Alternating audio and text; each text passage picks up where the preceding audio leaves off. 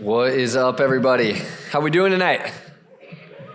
Good to see you guys. I can kind of see you. Poor Cole, I think he couldn't see you during announcements when you guys were not sitting down. So that had to be so jarring for him. Cole, I hope you're doing all right, man. Thanks for the best announcements of the year for sure, though. How was break, y'all? You have a good time? Yeah, okay. You miss Iowa City? We missed you, too. How many of you guys went on like a snowboarding trip or like a skiing trip? Yeah, who was that? Anybody? Anybody go out to Colorado? A few of you, yeah. Some people from Colorado, that's good. I didn't go on a snowboarding trip, if you're wondering. No, don't celebrate, I'm not too happy about it. The reason I didn't go, since you were asking, I used to go, okay, let's just be clear. I used to go every year. I had good buddies, family, they would take me out. But I hit my head too many times. Anybody else hit their head a lot while they do fun stuff? I just can't help it, right? Which means you're going hard, having a lot of fun. But I hit my head one too many times, and I was always getting kind of dinged up snowboarding, but this one particular time I was going, and I'm not good enough to do anything super cool. Anybody else not that cool? Right? Okay, so I don't know what was happening, if I'm being honest, but I guess I caught my back edge, I whipped down onto the ground, and next thing you know, I am having a seizure, right? And it's a very confusing situation because I'm just kind of in and out of consciousness. When I am awake, I'm like throwing up, and next thing you know, I am strapped to a sled getting dragged down the mountain with like the rescue team. I don't remember much else than that part of the story. The people who were with me, it was much more traumatic for them. They thought I died. They said I turned purple and like stopped moving, and it freaked them out completely. And I have not, believe it or not, have not been on a snowboarding trip since then. Now Nolan Hicks gets to enjoy my snowboard and take it to Colorado for me. I'm not bitter about that I sold my snowboard to one of you, but I sound positive about it, right? Like I'm kind of chipper, like it's all good. No, I'm ticked off about it, man. I'm jealous that you guys got to go do that over this Christmas break. It makes me mad. Like, do you know how many trips I've missed because of that? Stupid injury. Do you know how much fun I've missed out on? How much time I feel like I've wasted sitting inside in the flatlands of Iowa? There's no way, like, is that really God's will for my life? Like whose master plan was that? Isn't it just like God to take away something that you have grown to love? Have you ever felt that? The moment you're falling in love with something or someone, it all falls apart. But yours wasn't like a stupid little snowboarding trip. That's not what you're thinking about, right? What do you look back on your life and you say, why did I lose that?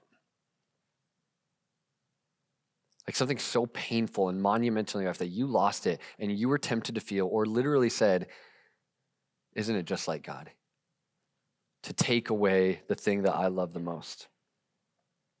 There's no doubt you've had stuff happen to you. There's no doubt that you've been tempted to think that. Tonight, guys, we're going to go to a story that plunges us right into the heart of that tension, that angst. Genesis 22 is where it's at. And we're going to read about a man, a dude you maybe you've heard of, and he had every right to feel this angst. We're going to meet a man, but we're also going to be confronted, guys, with a God, the God who you might come in here tonight having a problem with. And what I hope, guys, is that when we see this God, when you see this God, there's just one thing I want you to understand when you're confronted with the God of the Bible tonight. I just want you to understand that no matter what has happened in your life, no matter all the questions that you have and the why God this and why God that, there is one thing very, very clear from tonight's text, and it's that God's will for your life is to burn with love for him. And all the circumstances and all the confusion and all the what ifs and whys, our big idea for tonight coming out of Genesis 22 is that God's will for your life is for you to burn with love for him. So I'm going to go to Genesis 22. I'm just going to read the first couple verses here, and I think they're going to be plenty for us to stomach. Okay, so this is Genesis 22, just 1 and 2. They say this. The verses should be on the screen behind me. After these things, God tested Abraham, and he said to him, Abraham, here I am, he answered. Take your son, he said, your only son Isaac, whom you love. Go to the land of Moriah and offer him there as a burnt offering on one of the mountains I will tell you about. Salt Company, welcome to one of the most uncomfortable passages in the entire Bible. Glad you came tonight? Good. Me too. I'm glad you're here. This is what's going on. If you're unfamiliar with the story, Abraham is a pretty big name. Father of the faith, right? It's a good nickname to have. Abraham was a nobody that God decided he would make into a somebody. God found him a wandering nomad and spoke some serious identity and some seriously big plans into his life. God was promising this guy, who was about 70 years old, so the ripe age of 70, he was promising him that he would bless him. God is promising this guy. And he would bless him so much so, get this, that he would pour so much blessing that would overflow to the entire world. That the entire world would be blessed by this one man, Abraham. How would that happen? God said he would make a great nation out of him. That there would be a people group, a nation coming out of him that would be so vast. And even in all of that vastness, there would be one person from his line who would be the Messiah. The Savior of the world. The one that, from Genesis 3 all the way to the one that this whole story is about, he was going to come through the line of Abraham, this 70-year-old nobody. But here was the problem with God's promise. Abraham and his wife, who was about the same age as him, they had no kids. You can't make a great nation if you can't seem to start a family, especially when you're super old. But God was true to his word. And after about 30 years of waiting, when Abraham was about 100 years old, God came through with his promise. Isn't that crazy? These old people, by God's power, gave birth to a son, the one that they had been waiting for. The wait was over. Abraham's blessing came to fruition. He loved this gift more than any gift he had ever received from his God before. Then, boom, Genesis 22. God says, the gift that I gave you, give him back. Offer him up as a burnt offering. Sacrifice your only son. Now, this is confusing, I know. It's confusing for Abraham too, I'm sure. This God was supposed to be different from all the other gods, right? Like child sacrifice, that was pretty normal around where he was, but this God was supposed to be different, right? Like this God was supposed to be true to his word. And if he promised Abraham this blessing, why in the world would he go back on his word and take him from him? It's confusing, man. It's weird. In the first sentence here, though, in verse 1, we get a bit of a clue. Why would God do this? We see the word test. He was testing Abraham. What was it a test of? Well, it was a test of Abraham's love. And not love for his son. Like we see very clearly that Isaac was somebody that Abraham, his father, loved. But it was a test of his love for God. Like had Abraham's love for Isaac, this gift from God, had it gone too far? Had it become more, this love, had it become deeper than his love for God? Was God kicked off the throne of Abraham's heart for his son? Well, it's hard to say at this point, but that's exactly what God is here to find out. But why? Why does God want to test Abraham like that? Well, the Bible has a word for this, right? When something becomes our greatest object of love, right? When the epicenter of your heart doesn't belong to the God of the universe, it belongs to some created thing, the Bible calls that an idol. You ever heard that word before? Idol? Like American Idol? Like the word idol scared me a lot as a kid growing up at church. I just imagine like this little like wooden or stone thing with like an evil face on it, right? Like that people would bow down to and worship. And that was the case a lot. Maybe not with a face on it all the time, but like people would bow down and worship like the statues, right? Like idols. Well, actually, more normally, especially us, our day and age, the idols we deal with, they're actually really, really good gifts from God. Does that sound confusing or surprising to anybody? Like these idols, these things that we're tempted to worship instead of worshiping God are actually and usually the things that are really, really good and near and dear to our heart. This is what St. Augustine, you guys may have heard, this is what he calls disordered loves. When what's supposed to be first in your heart becomes second, third, 20th, that's a disordered love. And it's what Augustine says is the essence of all sin. The essence of our rebellion against God is our disordered loves. Idolatry, it's wicked, it's subtle, and it's threatening our lives, guys. But God, in this story, we see very clearly God will not have that. He will not share his glory with another. The first point of tonight, guys, is that God, he's not afraid to loosen your grip on what you love. He's not afraid to. God is not afraid, we see here, he's not afraid to loosen your grip on what you love. And let me explain kind of the danger of idolatry, this stuff, misordered loves. I want to explain it like this. Have you ever heard the phrase, I really think this is a phrase. If I'm making this up, please forgive me. Like, don't kill the pet. Please, one person. Shoot. So I made up this phrase. It's called don't kill the pet, right? Dang it, I'm not making it up. And it sounds really offensive and scary. It is. As a father of a cat, it is a terrible phrase. But this is what the idea is in a picture. Like, you give a little kid a puppy for Christmas, right? And the kid is so enthralled, so excited that the kid takes that puppy and squeezes that puppy and loves that puppy until that puppy can't breathe anymore. But in comes the mother, in comes the father, right?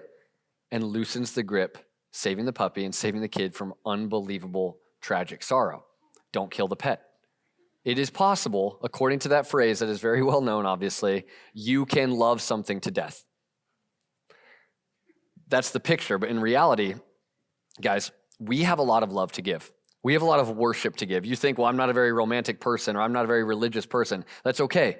Like, film yourself like watching your favorite football team. You have a lot of love. You have a lot of worship to give in your life. But maybe that thing that you're worshiping actually was not supposed to be able to withstand your love. Like maybe the most loving thing the parent could do is loosen the grip on the kid and the puppy. And maybe the most loving thing that God could do for you and for me is to loosen our grip on the things we love too much. Even the good things. What are those things? So like, what could it be? Like, do you think, when I'm talking about this, do you think that you might have any idols in your life? It's a fair question. Do you have any little gods in your life that you're giving your worship to? Well, what would happen if you did? Like, what happens when you love blank more than God? Well, what if it's like a relationship, right? Like a significant other or like a hope for a boyfriend or girlfriend or a future spouse or something like that. Is it possible to love somebody too much? That sounds very romantic. That will make a hit on the Hallmark Channel. But the moment, guys, listen to me, the moment that you need somebody to fulfill you and need them to be first place in your life, need them to adore you, need them to ultimately save you, you have made them into a little god, and you will very quickly realize now or at the end of your life or the end of their life that that is not what they were meant to be for you. Mark Arendt says this sometimes, like the most evil thing you could ever say to somebody as you're standing up on the altar, marrying them, is make me happy.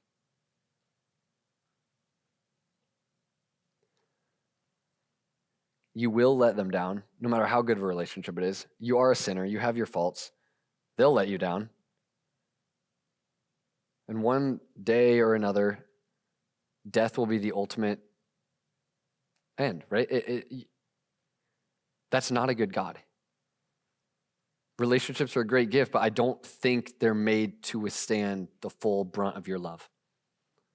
What about your careers? Is it possible that you offer so much of your life to your major in your studies and your career one day and your career advancement one day? Is it possible even, guys, just humor me with that. Is it possible that you could offer so much of your life to your job that it crushes you? Like, you don't have to look that far, guys, in this world, or maybe in our families to find a dad who, in the name of self-sacrifice or in the name of provision, has completely neglected their family for the sake of their career. That's a misordered love. You can love a job to death. Well, what about something else? Like, what about your image? Okay? Maybe it's like literally your physical image. Maybe it's how you want others to perceive you. Like, if there's like a middle school kid up here and they were confessing to everybody that they've been spending like hours and hours in front of the mirror every single day before school, trying to cover up all their acne and put up all their makeup, then reapply their makeup and do their hair and all this stuff. And you ask them why, and like, well, I just like want to look good for other 13-year-olds. Like, from our perspective, we would be able to tell that kid, like, no, like, it's not worth the cost, right? Like, your obsession with your image is going to destroy you. And the approval you're even getting, the love you're even receiving back is not worth giving your life for. But then we look at ourselves and how do we do the same things? Maybe it's not hours in front of the mirror. Maybe it is, I don't know. But we change who we are. We sacrifice ourselves so that other people will like us.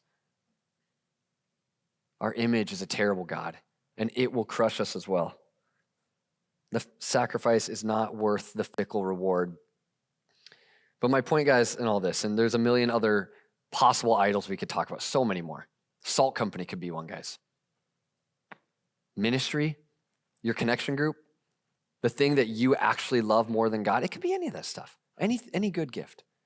But my point really is this, and this is something I got from Tim Keller's book on idols called Counterfeit Gods. I definitely recommend you read it. But idolatry is just building your life on a faulty foundation. It's entrusting your life to build the house of your life on a faulty foundation. Guys, don't build your life on relationships, jobs, your image, or anything else. Build your life on something that can't let you down. Is that wishful thinking, or do you think that's actually possible? You know what I'm going to say next, right? It makes sense. You've been to church for a year. Build your life on God, right? That's what I'm going to say. Well, don't clap yet, because you're saying, wait, hold up. Build your life on God, okay. I forgot for a second that we're in Genesis 22. Let's go back to that. Are you telling me that I should entrust my life to the will of a God who would order this man to kill his son? Are you serious? Is that actually real? Have you forgotten what we just read? Well, I'm not so sure about that. Are you telling me that the best thing I can do for my life is to love a God, to, like I said, burn with passion for this God, who, if I do as well, he might ask me to offer up my son or whatever is dearest to me? Is that the point of this story? Well, I don't know. Let's keep reading, okay? And I'm gonna read the rest of this passage, just verse 3 through 14. And I'm going to read it kind of slowly, and I want you to really take this in. Like, if you're sleeping, now's a great time to wake up. This is one of the most beautiful stories where this horrific beginning ends gloriously. And this is what happens starting in verse 3, guys. So Abraham, he got up early in the morning. He saddled his donkey, and he took with him 2 of his young men and his son Isaac. He split the wood for a burnt offering and set out to go to the place God had told him about. On the 3rd day, Abraham, he looked up and he saw the place in the distance, the place where he was going to sacrifice his son. Then Abraham said to his young men, "Stay here with the donkey. The boy and I, we're going to go over there to worship, and then we'll come back to you."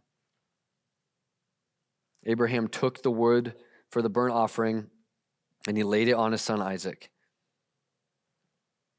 In his hand, he took the fire, he took the knife, and the 2 of them, they walked on together. Then Isaac, he spoke to his father Abraham and said, "My father." And he replied, "Here I am, my son." Isaac said, the fire and the wood are here, but where is the lamb for the burnt offering? Abraham answered, God himself will provide the lamb for the burnt offering, my son. Then the two of them walked on together. When they arrived at the place that God had told him about, Abraham, he built the altar there and arranged the wood. He bound his son Isaac, and he placed him on the altar on top of the wood. Then Abraham reached out, and he took the knife to slaughter his son. But the angel of the Lord called to him from heaven. He said, Abraham, Abraham. He replied, here I am. Then he said, do not lay a hand on the boy or do anything to him, for now I know that you fear God, since you have not withheld your only son from me. Abraham looked up and saw a ram caught in the thicket by its horns. So Abraham went, he took the ram and he offered it as a burnt offering in place of his son. And Abraham named that place, the Lord will provide. So today it is said, it will be provided on the Lord's mountain. I want us to kind of stop and back up, slow down for a second. Think about some of that stuff that we just read and kind of put ourselves in that story. What must have these people been thinking? What is going through his mind and his soul? Like imagine you're walking up for days, and finally over the crest, you see that mountain. The place where God is leading you to offer up your son. You've been walking as slow as you possibly can, you see it. Imagine just laying that wood that you just chopped and you put it on your son so he can carry it up to his own death. What you must be feeling and thinking as the father. Imagine just the sound of Isaac's voice when he asks, like, wait, where's the offering? Where's the sacrifice? Confusion in his voice. Imagine the binding of the ropes that the father tied tight as the son quietly sat there in submission. Probably with tears and terror in his eyes, but then imagine the relief, the heavenly relief of an angel crying out saying, Abraham, stop. Don't do that. The story has a happy ending though, doesn't it? Oh, thank goodness. Like I read that again and again, and I know how it's going to end, and I feel it every time. There's a happy ending. God provided a ram to be sacrificed in the son's place, and all that faith that Abraham had, right? The father of the faith, all of that faith that he had, it was honored. Abraham was sure, right, that God would provide. He says even like if worst case scenario, like I do end up having to kill my son, God is going to bring him back to the world with me. Like we're going to come back and we're going to go home. Hebrews 11 confirms that.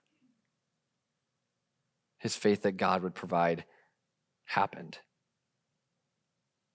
But no need for resurrection even because Isaac was spared. Abraham's faith was celebrated. An end of story, right? Well, technically, yes. But I don't know. If we're honest, there's still kind of one big problem that's lingering in the air that I think is hard for us to shake if we've been listening up to this point. Why would God actually ask Abraham to do this still? I can't get over that.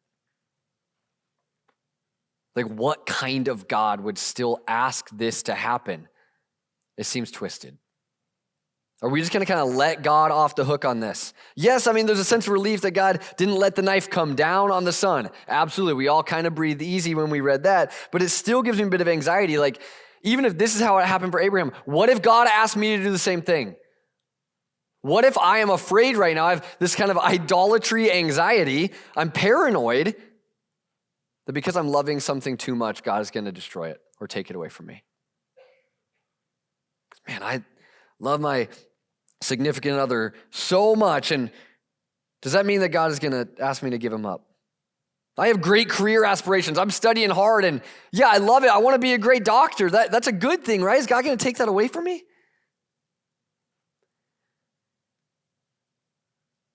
It's bringing with me a lot of fear. And guys, I got to say, if you hear this story and you're asking the question, how could God do this? It's okay. That's okay to ask. In fact, maybe you should be asking that, because if you're asking that, maybe now you are ready to hear really what is an inch deeper. What is this story actually pointing to? And I remember years and years ago hearing this passage read over me for the first time, sitting in your chairs. And David Livingston, the SALT director at the time, he shared this article, a part of an article from an author named Nancy Guthrie. And this is what it said. The name of the article is, "How Could God Do That?"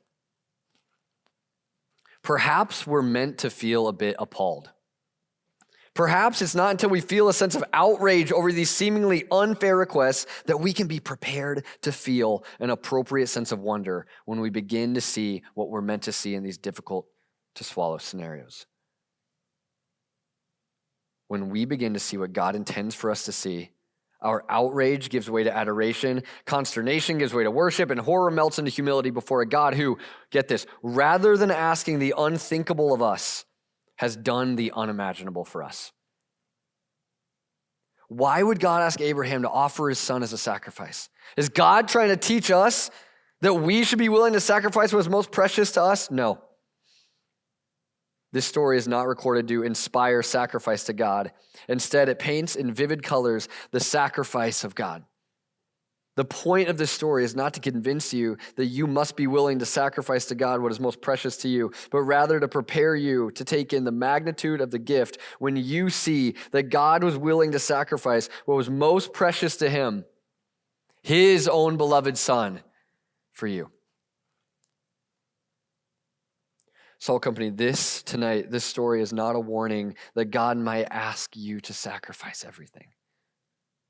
This is a picture that God was willing to sacrifice everything for you.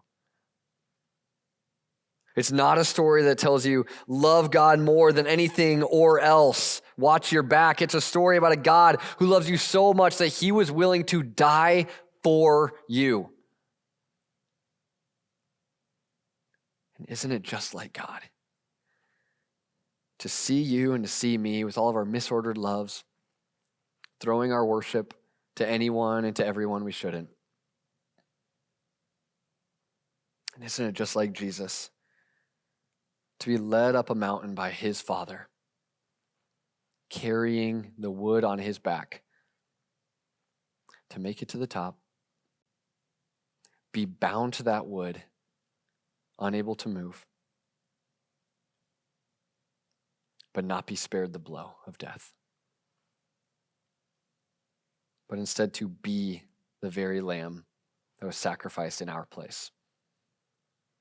Isn't it just like Jesus to do that?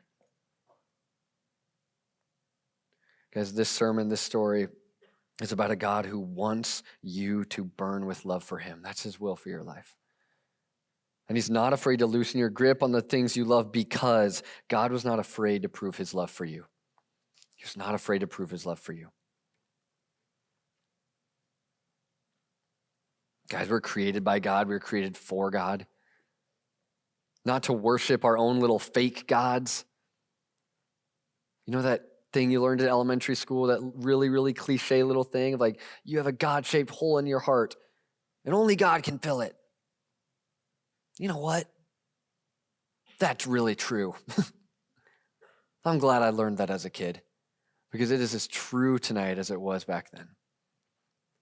Your soul will be restless forever, searching, taking in, worshiping, filling yourself with every single thing that you possibly can, and none of it will satisfy until you find Jesus. These little gods, they're going to take, they're going to take, and they're going to take until we are dead. But this God, the God of the Bible, he gives, and he gives life to the fullest. But what does that look like? Like, what does a life burning with love for Jesus look like? Like, is it just singing louder and raising your hands more than other people here? Is it preach on the street corners? Is it sharing the gospel with everybody on campus, knocking on every door and not resting until everybody knows the love that has found you? I don't know, maybe. Like maybe it is just raw passion and you go crazy for Jesus and you're just electric, and I really hope that's the case. But that's not all it looks like. That burning love, that's not all it looks like. Here's how we walk out of here tonight, guys, worshiping Jesus, smashing our idols, and not just walking around constantly paranoid that we're loving other things too much. Here it is, it's Romans 12:1. Therefore, brothers and sisters, in view of the mercies of God, in view of the mercies of God that we see so clearly in Genesis 22, the Jesus who took our place on the cross, who died for our sins, out of his mercy and love for us, out of the view of that mercy, brothers and sisters, present your bodies as a living sacrifice, holy and pleasing to God. This is your true worship. There it is. Every day.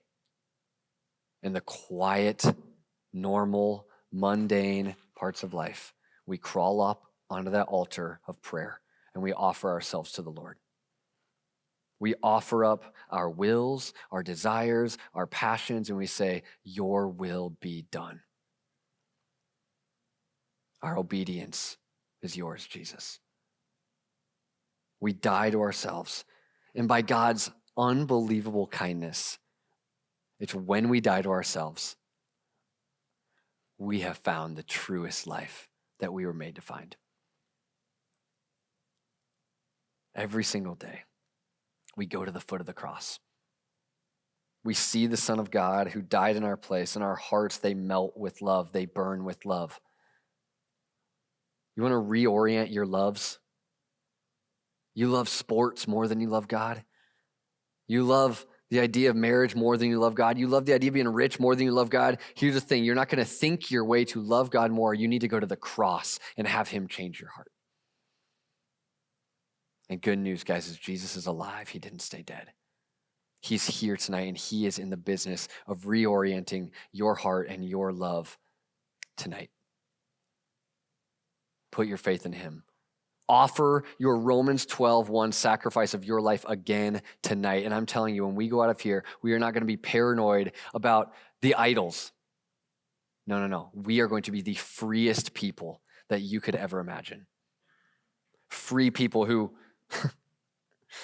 are finally free to be the spouse that you want to be, right? Not needing anything from somebody else, not needing them to fulfill your life, and being so in love that you love each other to death, but giving yourselves freely to them, serving them and enjoying it. It makes you the friend that you should be. Like you're going to stop looking at yourself, and you're free to finally care about others. Who cares what other people think about you when you know what God thinks about you? He loves you like he loves his own son. Nobody wants to be friends with a self-obsessed narcissist, but someone who cares, I'll take all day. That's a free life of loving others if I have ever heard it. You are free to pursue that career and study hard and do a good job in your classes. You're free to provide and use your skills because you have nothing to prove. The gospel, this good news, it's not good advice. No, it's a proclamation of something that's already happened. God declares over you, son and daughter of God, you're mine. I love you. Build your life on that.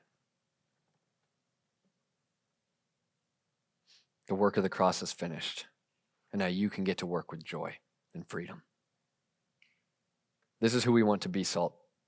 A people who have seen the love of Jesus clearly on display and responded the only way that we possibly could. Worship.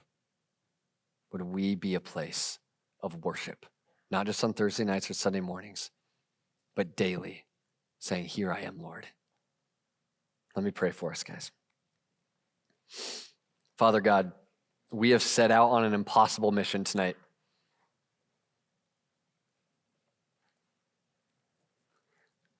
I feel that. I feel, God, like I know for a fact, I cannot change anybody's heart. I can't even change my own heart. How am I going to change somebody else's heart? I cannot move one person an inch closer in their affection for Jesus. I just can't do it. It's beyond my pay grade. I'm a terrible savior. But praise be to God in Jesus Christ, who has blessed us and has met us where we're at.